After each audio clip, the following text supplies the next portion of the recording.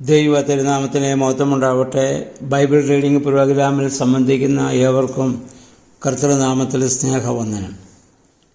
ഇന്നലെ നമ്മൾ ഉൽപ്പത്തി പുസ്തകം 6-ാം അധ്യായം, ഭൂമിയിൽ പാപം പെരുകയാൽ ദൈവം ഭൂമിയെ നശിപ്പിക്കുവാൻ വേണ്ടി തീരുമാനിക്കുകയും മനുഷ്യനെ സൃഷ്ടിച്ചതിൽ ദൈവം ഏറെ ദുഃഖിക്കുകയും ചെയ്യുന്നതായ സാഹചര്യം നമ്മൾ കാണുന്നു. ഭൂമിയിലുണ്ടാകുന്ന എല്ലാ നാശത്തിനും അടിസ്ഥാന കാരണമായി വേദപുസ്തകം ചൂണ്ടിക്കാണിക്കുന്നത് മനുഷ്യൻ്റെ പാപമാണ്. ഇതിനു മുൻപ് 4-ാം അധ്യായത്തിൽ നമ്മൾ കണ്ടു, കായീൻ ഹാബീലിനെ കൊന്നപ്പോൾ ആ രക്തം കുടിച്ച ഭൂമി പ്രതികാരദാഹിയായി അവനോട് പ്രതികരിക്കും. ഇനി മേലാൽ ഭൂമി അതിൻ്റെ വീര്യം നിനക്ക് തരികയില്ല എന്ന് പറഞ്ഞ് ആ ശാപം അവിടെ കായനോട് യഹോവയായ ദൈവം പറയുന്നതും കായൻ പിന്നെ അനുദപിക്കുന്നതൊക്കെ നമ്മൾ കണ്ടതാണ്. അപ്പോൾ മനുഷ്യൻ്റെ പാപമാണ് ഈ പ്രകൃതിയിലുണ്ടാകുന്ന മനുഷ്യൻ്റെയും ജീവജാലങ്ങളുടെയും നാശത്തിന് കാരണമായി പലപ്പോഴും തീരുന്നത് എന്നുള്ള ആ ദൈവശാസ്ത്രപരമായ ചിന്ത വിശുദ്ധ ബൈബിളിൽ നിന്ന് നമുക്ക് ലഭിക്കുന്നുണ്ട്. ദൈവം മനുഷ്യന് നൽകുന്ന സമാധാനം സ്വീകരിക്കുന്നതിന് പകരം മനുഷ്യൻ സദാ ദൈവത്തിൽ നിന്നും മനുഷ്യർ തമ്മിലും അകലുന്നതുകൊണ്ട് ദൈവം ഇവിടെ ദുഃഖിക്കുകയാണ്. ദുഃഖം നിറഞ്ഞ ഹൃദയത്തോടെ ദൈവം ഒരു നിശ്ചയമെടുക്കുന്നു, ഈ ഭൂതലത്തെ ഞാൻ ഇനി നശിപ്പിക്കും. കാരണം മനുഷ്യൻ ഇത് തിരഞ്ഞെടുത്തതാണ്. കാരണം അവന് നന്മ ചെയ്യാനും തിന്മ ചെയ്യാനുമുള്ള സ്വാതന്ത്ര്യമുണ്ട്. വിശ്വസിക്കുവാനും അവിശ്വസിക്കുവാനും ഉൾക്കൊള്ളാനും പുറന്തള്ളാനും ഒക്കെയുള്ള സ്വാതന്ത്ര്യം ദൈവം മനുഷ്യനും മാത്രമാണ് കൊടുത്തത്. അതാണ് ഫ്രീ വിൽ, അഥവാ അവൻ സ്വരൂപവും സാദൃശ്യവും നൽകി എന്നതിൻ്റെ അർത്ഥമായി ഇതിനു മുൻപ് ഞാൻ പറഞ്ഞിരുന്നല്ലോ. ഇതാരും വരുത്തുന്നതല്ല, മനുഷ്യൻ മനഃപൂർവ്വം വരുത്തുന്നതായ ചില പ്രവർത്തനങ്ങളാണ് ഈ പ്രപഞ്ചത്തിൻ്റെ നാശത്തിന് മുഖാന്തരമായി പലപ്പോഴും സംഭവിക്കുന്നത്. അതിൻ്റെ ശിക്ഷ അവൻ മാത്രം സ്വീകരിച്ചെങ്കിലേ മതിയാവുകയുള്ളൂ. അങ്ങനെ എല്ലാ മനുഷ്യരും പാപം ചെയ്യുമ്പോൾ അതിൽ നിന്ന് വ്യത്യസ്തനായ ഒരു മനുഷ്യനെ ദൈവം ഇവിടെ കണ്ടെത്തുന്നു. അതാണല്ലോ നോഹ. നമ്മൾ വായിച്ചു, നോഹ നീതിമാനായതുകൊണ്ട് യഹോവയായ ദൈവം 7-ാം അധ്യായത്തിൽ നോഹയോട് പറയുന്നത്, സകല മനുഷ്യരിലും എൻ്റെ മുന്നിൽ നീതിമാനായി ഞാൻ നിന്നെ കാണുന്നുവെന്നാണ്. എന്താണ് നീതി? ആ പദത്തിനർത്ഥം ശരിയായ ബന്ധം പാലിക്കുന്നവനെന്നാണ്. അതായത് ഉടമ്പടിയുടെ ബന്ധത്തോട് വിശ്വസ്തതയുള്ളവൻ, അവനാണ് നീതിമാൻ. ദൈവത്തോടുള്ള ആ ഉടമ്പടിയും മനുഷ്യനോ അല്ലെങ്കിൽ ജീവജാലങ്ങളോടുള്ള ആ ഉടമ്പടിയും പ്രകൃതിയോടുള്ളതും അവൻ പാലിക്കുമ്പോഴാണ് അവൻ നീതിമാനായി മാറുന്നത്. നോഹയ്ക്ക് മറ്റുള്ളവരെ പോലെ ഇവിടെ പാപം ചെയ്യാമായിരുന്നു. എന്നാൽ അതിൽ നിന്ന് വ്യത്യസ്തനായി അദ്ദേഹം മാറി നിൽക്കുകയാണ്. അങ്ങനെ ആ നീതിമാനായ മനുഷ്യനെയാണ് ദൈവം ഇവിടെ കണ്ടെത്തുന്നത്. നോഹ നീതിമാൻ ആകാനുള്ള കാരണം 6-ാം അധ്യായത്തിൽ നമ്മൾ കണ്ടു.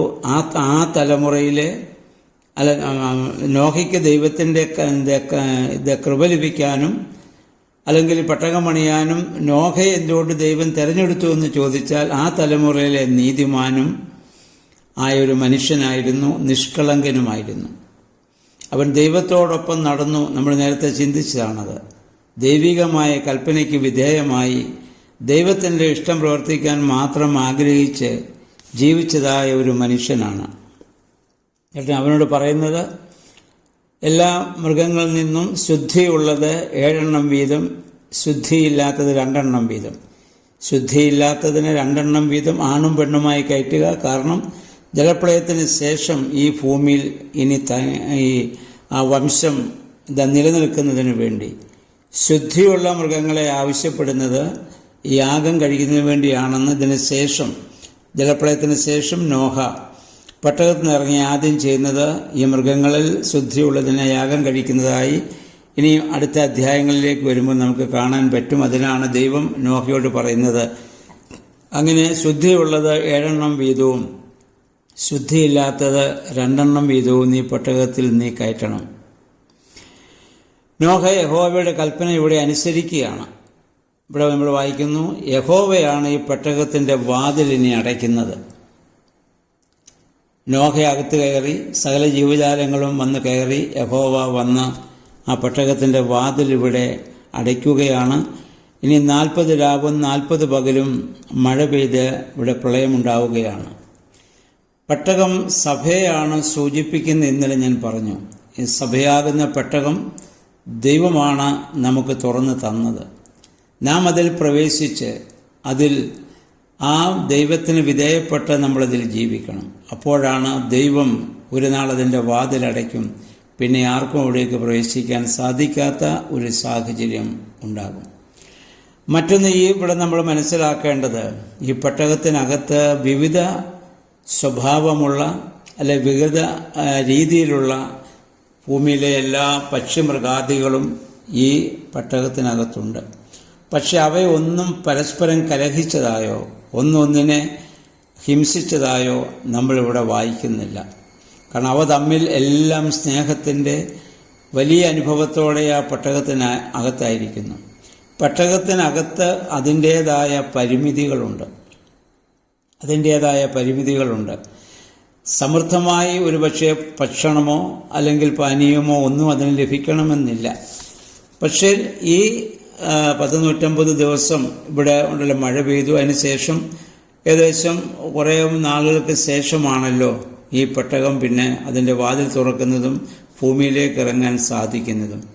അതുവരെ അവയ്ക്ക് ഭക്ഷണമില്ലാതെ തന്നെ അവിടെ ജീവിക്കുവാനുള്ള കൃപ, ശക്തി യഹോവയായ ദൈവം അവയ്ക്ക് അവിടെ നൽകുകയാണ്. ഭക്ഷണമില്ലാതെ തന്നെ അത്രയും ദിവസത്തെ ഭക്ഷണം അവിടെ ശേഖരിച്ചതായി അങ്ങനെ നോഹയോട് പറഞ്ഞതായോ നോഹ ശേഖരിച്ചു വെച്ചതായോ നമ്മൾ കാണുന്നില്ല. അതാണ് ദൈവത്തോടൊപ്പമായിരിക്കുമ്പോൾ ശാരീരികമായ ഒന്നും നമ്മളെ അലട്ടുകയില്ല എന്നുള്ളതാണ്. അതുകൊണ്ടാണ് നമ്മുടെ കർത്താവ് 40 ദിവസം മലമുകളിൽ പോയി ഉപവസിച്ചു. മോശ 40 ദിവസം ഉപവസിച്ചു. ഭക്ഷണം കഴിക്കുകയോ പാനം ചെയ്യുകയോ ചെയ്തിട്ടില്ല. കാരണം ആത്മാവും ദൈവവുമായുള്ള വലിയൊരു ബന്ധത്തിലേക്ക് പ്രവേശിക്കുമ്പോൾ ശരീരത്തിൻ്റെ ബലഹീനതകളൊന്നും അവർക്കൊരു ഭാരമായിട്ടോ ബുദ്ധിമുട്ടായിട്ടോ ഒരിക്കലും തോന്നുകയില്ല. നോമ്പിൻ്റെയും ഉപവാസത്തിൻ്റെയും ദിവസം അതിനുവേണ്ടിയാണ് സഭ നമുക്ക് ക്രമീകരിച്ച് തന്നിട്ടുള്ളത്. ആ ദിവസങ്ങളിൽ പ്രാർത്ഥനാനുഭവത്തിലായിരിക്കുമ്പോൾ നമുക്ക് മറ്റ് ജഡവികാരങ്ങളോ അല്ലെങ്കിൽ ജഡത്തിൻ്റെ ബുദ്ധിമുട്ടുകളോ ഒന്നും നമുക്ക് അനുഭവിക്കാൻ സാധിക്കും, ഒന്നും നമ്മളെ അലട്ടുകയില്ല. പ്രാർത്ഥനാനിരതമായൊരു അനുഭവത്തിൽ നമ്മൾ ആകുന്നുവെങ്കിൽ. അപ്പം അതുകൊണ്ടാവാം ഇത്രയും ദിവസങ്ങൾ ഈ പെട്ടകത്തിനകത്ത് ഇവയൊക്കെ കഴിഞ്ഞിട്ടും അവ വളരെ സ്നേഹത്തിലും എല്ലാ ജീവജാലങ്ങളും തമ്മിൽ ഐക്യത്തിലും അത് അല്ലെങ്കിൽ നോഹയും ഭാര്യയും മക്കളും ഒക്കെ ആയിട്ടുള്ള വലിയൊരു അനുഭവം. ഇതാണ് വാസ്തവത്തിൽ സ്വർഗരാജ്യത്തിൻ്റെ പൂർണ്ണത എന്ന് പറയുന്നത്. അതാണ് ആ ഒരു അനുഭവമാണ് ഇനിയും ഇത് സ്വർഗരാജ്യത്തിൽ നമുക്ക് ഉണ്ടാവുന്നത് അഥവാ ഉണ്ടാവേണ്ടത്. അതായത് ഏതെന്ന പർദീസായാൽ ഏതവസ്ഥയിലായിരുന്നോ മനുഷ്യനും ജീവജാലങ്ങളും അതേ അവസ്ഥയിൽ തന്നെയാണ് അവ ഇപ്പോൾ അതിനകത്തേക്ക് പ്രവേശിക്കുന്നത്.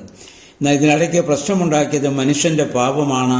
ആ പാപമുഖാന്തരമാണ് കായേൻ ഹാബേലിനെ കൊല്ലുന്ന സാഹചര്യം വരെ മനുഷ്യനിലുണ്ടായി.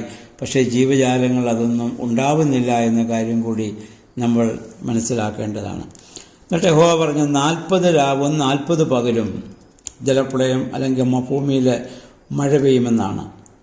40 എന്നുള്ളത് ഇസ്രായേലിനെ സംബന്ധിച്ചിടത്തോളം പൂർണ്ണതയുടെ സംഖ്യയാണ്. മോശ 40 ഇവിടെ 40 രാവും 40 പകലും ഇവിടെ മഴ പെയ്യുന്നു. മോശ 40 ദിവസം മലമുകളിൽ പോയിരുന്ന് പ്രാർത്ഥിക്കുന്നു. നമ്മുടെ കർത്താവ് 40 ദിവസം ഉപവസിക്കുന്നു. ഇങ്ങനെ 40 എന്നുള്ളത് അവരെ സംബന്ധിച്ചിടത്തോളം പൂർണ്ണതയുടെ ഒരു സംഖ്യയാണ്. 7 അപ്രകാരം തന്നെയാണ്, പൂർണ്ണതയുടെ സംഖ്യയാണ്. അതുകൊണ്ടാണ് യെരുശലേം ദേവാലയത്തിലെ നിലവിളക്കിന് 7 തിരി അല്ലെങ്കിൽ 7 തണ്ടുകളൊക്കെ നമ്മൾ വായിക്കുന്നുണ്ട്. 7 എന്നുള്ളത് പൂർണ്ണതയുടെ സംഖ്യയാണ്.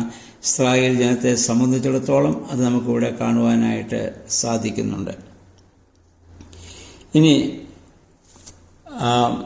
ഇവിടെ മനസ്സിലാക്കേണ്ട ഒരു കാര്യം, നോഹ നീതിമാനായിരുന്നത് കൊണ്ട് മാത്രമല്ല, നോഹ വലിയ വിശ്വാസിയായിരുന്നു.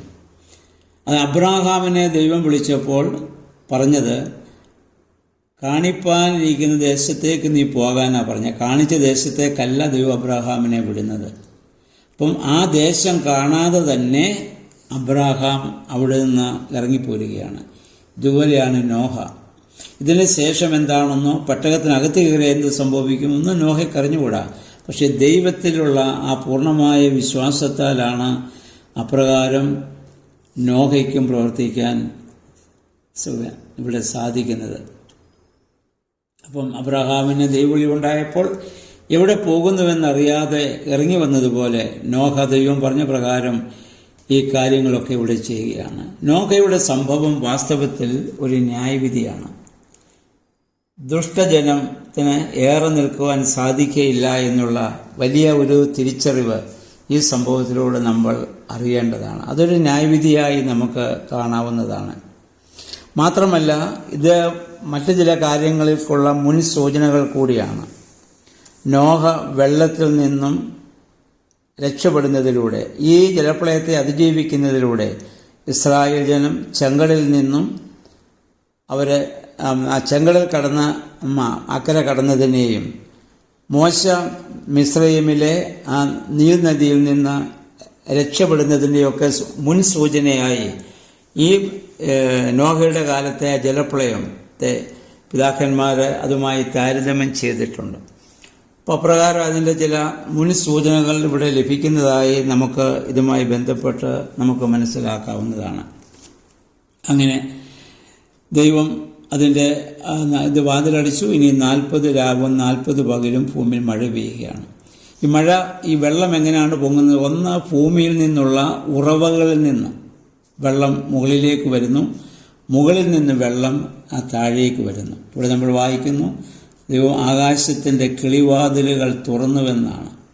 അപ്പം നമുക്ക് നേരത്തെ ഉൽപ്പത്തി പുസ്തകം 1-ാം അധ്യായത്തിൽ വായിച്ചു നമ്മൾ കണ്ടല്ലോ. അന്ന് മനുഷ്യൻ വിചാരിച്ച് അങ്ങനെയാണ് മുകളിൽ നിൽക്കുന്ന വെള്ളമാണ് താഴേക്ക് വരുന്നതെന്ന്. എന്നാൽ മഴ എങ്ങനെ പെയ്യുന്നു എന്നുള്ള അന്ന് സയൻറ്റിഫിക്കായിട്ട് അത് പ്രൂവ് ചെയ്യാനോ സയൻസ് അത്രയും ഡെവലപ്പ് ചെയ്യാത്തതുകൊണ്ട് ആ കാലത്ത് മനുഷ്യൻ അറിഞ്ഞുകൂടാ.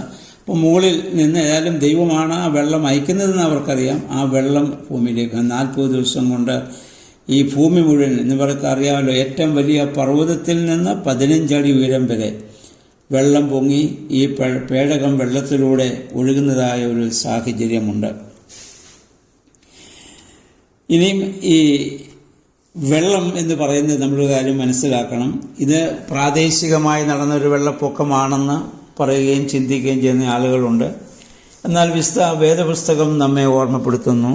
അപ്പസ്തോലന്മാരോ, ഞാൻ നേരത്തെ കഴിഞ്ഞ പ്രാവശ്യം ഞാനിത് ഓർമ്മിപ്പിച്ചതാണ് എൻ്റെ ഓർമ്മ. ഇത് ഒരിക്കലും പ്രാദേശികമായൊരു വെള്ളപ്പൊക്കമായിട്ടല്ല കർത്താവിൻ്റെ കാലത്തുണ്ടായിരുന്ന സ്ത്രീഹന്മാരോ ഇതിനെ കാണുന്നത്. അതിന് ഏറ്റവും വലിയ തെളിവാണ് 2 പത്രോസ് 3:5-6 വാക്യങ്ങൾ. അവിടെ ഇപ്രകാരമാണ് എഴുതിയിരിക്കുന്നത്: ദൈവത്തിൻ്റെ വചനത്താൽ ആകാശം പണ്ട് തന്നെ ഉണ്ടായെന്നും ഭൂമി വെള്ളത്തിലും വെള്ളത്താലും ഉറപ്പിക്കപ്പെട്ടിരിക്കുന്നുവെന്നും അന്നത്തെ ആ ലോകം വെള്ളത്താൽ നശിച്ചുവെന്നുമുള്ള വസ്തുതകൾ അവർ വിസ്മരിക്കുന്നു. വിധിയുടെയും ദുഷ്ടമനുഷ്യരുടെയും നാശത്തിൻ്റെയും ദിനത്തിൽ അഗ്നിക്ക് ഇരയാകേണ്ടതിന് ഇപ്പോഴുള്ള ആകാശവും ഭൂമിയും അതേ വചനത്താൽ തന്നെ സൂക്ഷിക്കപ്പെടുന്നു. അപ്പോൾ ആദ്യം ഉണ്ടായതായ ആ ഭൂമി മുഴുവൻ ജലപ്രളയത്താലാണ് അത് നശിച്ചതെങ്കിൽ, ഇനി മനുഷ്യൻ പാപം ചെയ്യുമ്പോൾ ഭൂമിക്കുണ്ടാകാൻ പോകുന്ന നാശം ജലത്താലല്ല അഗ്നിയാലാണെന്ന ഒരു സൂചന പത്രോസ്ലീഹ ഇവിടെ നൽകുന്നുണ്ട്. അപ്പോൾ ഭൂതലം മുഴുവൻ നശിച്ചുവെന്ന രീതിയിലാണല്ലോ പത്രോസ്ലീഹ അതിനെപ്പറ്റി ഇവിടെ പറഞ്ഞിട്ടുള്ളത്. അപ്പോൾ ആ രീതിയിൽ അത് ലോകം മുഴുവൻ ബാധിച്ച, അല്ല ഈ ഭൂമിയെ മുഴുവൻ മൂടിയ ഒരു ജലപ്രളയമായി നമ്മൾ കാണുന്നതാണ് ഉത്തമം. ഇനി മറ്റൊരു കാര്യം ഇതുമായി ബന്ധപ്പെട്ട് ചിന്തിക്കുവാനുള്ളത്, വെള്ളം നമ്മൾ മനസ്സിലാക്കണം. ആദ്യം ഈ സകല സൃഷ്ടിയും ഉണ്ടായത് ഈ വെള്ളത്തിൽ നിന്നാണ്. വെള്ളത്തിന്മേൽ, ആഴത്തിന്മേൽ ദൈവത്തിൻ്റെ ആത്മാവ് പരിവർത്തിച്ച് അവിടെ ഉണ്ടാവട്ടെ എന്ന് പറഞ്ഞാണ് സകല സൃഷ്ടിയും രൂപപ്പെടുന്നത്. ഈ പ്രപഞ്ചം തന്നെ ഉണ്ടായത് അങ്ങനെയാണ്. അപ്പോൾ നമുക്കറിയാം, ജീവൻ്റെ ആധാരമാണ് വെള്ളം, ജീവൻ്റെ അടിസ്ഥാനമാണ്. ഭക്ഷണമില്ലാതെ അനേക ദിവസങ്ങൾ ഒരുപക്ഷെ മനുഷ്യന് ജീവിക്കാൻ സാധിച്ചേക്കാം, പക്ഷെ വെള്ളമില്ലാതെ ജീവിക്കുക അസാധ്യമാണ്. എല്ലാ സൃഷ്ടികൾക്കും എല്ലാ ജീവജാലങ്ങളുടെയും അടിസ്ഥാന ഘടകമാണ് ജലം എന്നുള്ളത്. ഇവിടെ എന്താണ് സംഭവിക്കുക? ജീവഹേതുവായ വെള്ളം ഇവിടെ നാശഹേതുവായി മാറുകയാണ്.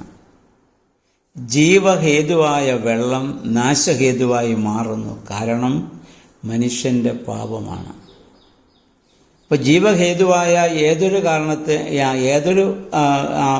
വസ്തുവിനെയും നാശഹേതുവാക്കുന്നത് മനുഷ്യൻ്റെ പാപമുഖാന്തരമാണെന്നുള്ള വലിയൊരു ദൂത് ഇതിൽ നിന്ന് നമുക്ക് ലഭിക്കുന്നുണ്ട്. അപ്പോൾ ഏത് വെള്ളത്തിൽ നിന്നാണോ ഈ പ്രപഞ്ചവും മറ്റ് ജീവജാലങ്ങളൊക്കെ ഉണ്ടാവുന്നത്, അതൊക്കെ ഇനി നാശഹേതുവായിട്ട് ഇനി മാറാൻ പോവുകയാണ്. ഇന്ന് 2-ാം അധ്യായത്തിൽ കണ്ടു, ഭൂതലത്തെ അനുഗ്രഹിച്ച് ഏതെന്ന പർദീസായ ദൈവം സ്ഥാപിക്കുന്നു. ഭൂതലത്തിൽ നിന്ന് മഞ്ഞു പൊങ്ങി ആ നനവ് ഭൂതലത്തെയൊക്കെ അവിടെ നിലനിർത്തി. അതേ വെള്ളം ഇന്ന് നാശഹേതുവായിട്ട് മാറുകയാണ്. അപ്പം അനുഗ്രഹം ആകുന്നതൊക്കെ നാശഹേതുവായി മാറാനുള്ള അടിസ്ഥാന കാരണം മനുഷ്യൻ്റെ പാപം വർദ്ധിക്കുന്നു എന്നുള്ളതാണ്.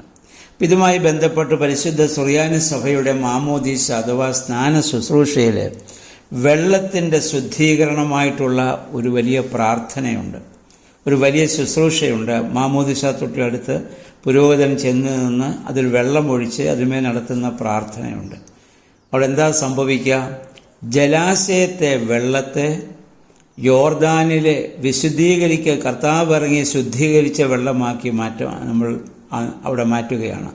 കാരണം ജലത്തിൽ അശുദ്ധാത്മാക്കൾ, മനുഷ്യൻ്റെ പാപം മുഖാന്തരം അശുദ്ധാത്മാക്കൾ ഇപ്പോഴും ഒളിച്ചു നിൽക്കുന്നു. അതുകൊണ്ട് നമുക്കറിയാം, ഗദരാദേശത്ത് വെച്ച് കർത്താവിൻ്റെ പരസ്യ ശുശ്രൂഷയുടെ നാളുകളിൽ ഗദരാദേശത്ത് വെച്ച് കർത്താവ് ഒരു ഭൂതബാധനെ സൗഖ്യമാക്കുന്നുണ്ട്. സൗഖ്യമാക്കി ആ ഭൂതത്തെ പുറത്താക്കിയപ്പോൾ ഭൂതം പറഞ്ഞു, നീ ഞങ്ങളെ നശിപ്പിക്കരുത്. അപ്പോൾ കർത്താവ് ചോദിച്ചു, ഞാൻ പിന്നെ നിങ്ങളെ എന്ത് ചെയ്യണം? പടുത്ത് കാണുന്ന പന്നിക്കൂട്ടത്തിൽ പോകുവാൻ ഞങ്ങളെ അനുവദിക്കുക. യേശു അനുവദിച്ചു. നമ്മൾ വായിക്കുന്ന, അവ ചെന്ന് പന്നികളിൽ പ്രവേശിച്ചു. പന്നികൾ കൂട്ടത്തോടെ കടലിൽ ചെന്ന് മുങ്ങിച്ചെത്തും എന്ന് പറഞ്ഞാൽ അശുദ്ധാത്മാക്കളൊക്കെ വീണ്ടും അതേ വെള്ളത്തിലേക്ക് തന്നെ പോയി എന്നാണ് സൂചന. അതെങ്ങനെ പോയത്? അശുദ്ധ മൃഗമായ പന്നിയിൽ പ്രവേശിച്ച് അത് നേരെ വീണ്ടും ആ വെള്ളത്തിലേക്ക് തന്നെ പോയി. ആദ്യം അരക്ഷിതാവസ്ഥയായിരുന്ന ആ വെള്ളത്തെ, അശുദ്ധാത്മാക്കൾ നിറഞ്ഞു നിന്ന, അന്ധകാരം നിറഞ്ഞു നിന്ന ആ വെള്ളത്തിൻ്റെ അനുഭവത്തെ പ്രകാശമയമാക്കി ദൈവം ജീവൻ നൽകി സൃഷ്ടി ആരംഭിച്ചു. അതേ വെള്ളത്തിലേക്ക് അശുദ്ധാത്മാക്കൾ വീണ്ടും തിരിച്ചു പോകുന്നു. അങ്ങനെ അശുദ്ധാത്മാക്കൾ തെരഞ്ഞു നിൽക്കുന്ന ജലാശയത്തിലെ വെള്ളത്തിലല്ല സഭ ഒരാളെ സ്നാനം കഴിപ്പിക്കുന്നത്, ജലാശയത്തെ വെള്ളത്തെ യോർദാനിലെ വെള്ളമാക്കി മാറ്റുന്നുണ്ട്. ആ വെള്ളത്തിൻ്റെ ശുദ്ധീകരണ പ്രാർത്ഥന നടത്തുമ്പോൾ അതിനുള്ള പ്രാർത്ഥന വിശുദ്ധ കുർബാനകളുടെ മേൽ, അപ്പവീഞ്ഞുകളുടെ മേൽ പുരോഹിതൻ കൈ ആവശിപ്പിച്ച് അതിനെ കർത്താവിൻ്റെ ശരീരവും രക്തവുമാക്കി മാറ്റുന്നത് പോലെ പരിശുദ്ധാത്മാവിൻ്റെ ആവാസം അവിടെ നടത്തുന്നുണ്ട്. അവിടെ വിശുദ്ധ കുർബാനമേൽ കൈ ആവശ്യിക്കുമ്പോഴുള്ള അതേ പ്രാർത്ഥനയാണ് ഇവിടെയും ഇത് നടത്തുന്നത്. ബാറയ്ക്കുമോർ ജീവൻ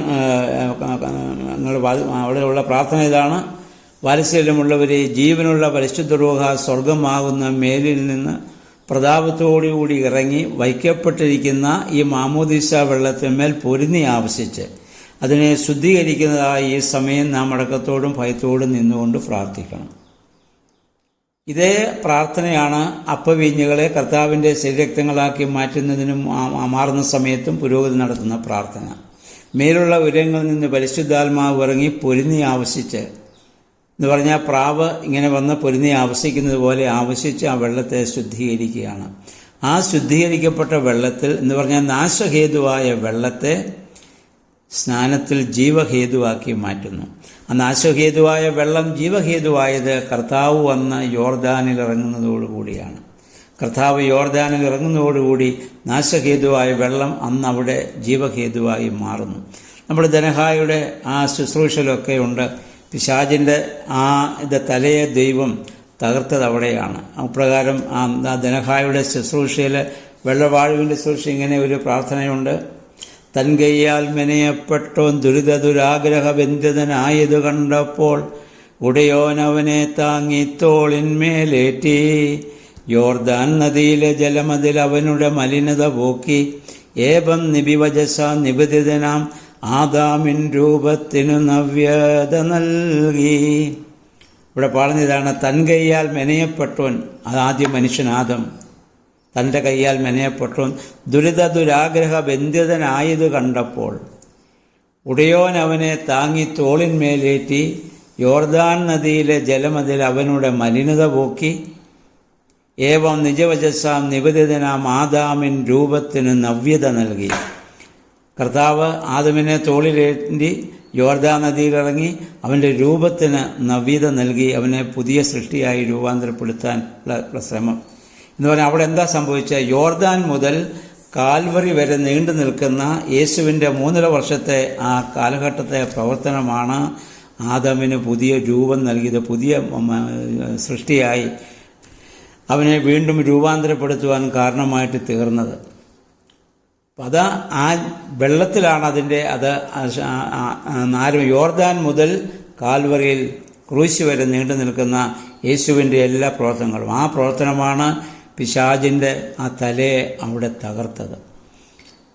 അപ്പം അതുമായി ബന്ധപ്പെട്ട് വേറെ ഒരുപാട് ദൈവശാസ്ത്രം, ഒരുപാട് ചിന്തകൾ ഇതുമായി ബന്ധപ്പെട്ടുകൊണ്ടല്ല ഇപ്പോൾ പറയാൻ സമയമില്ലല്ലോ.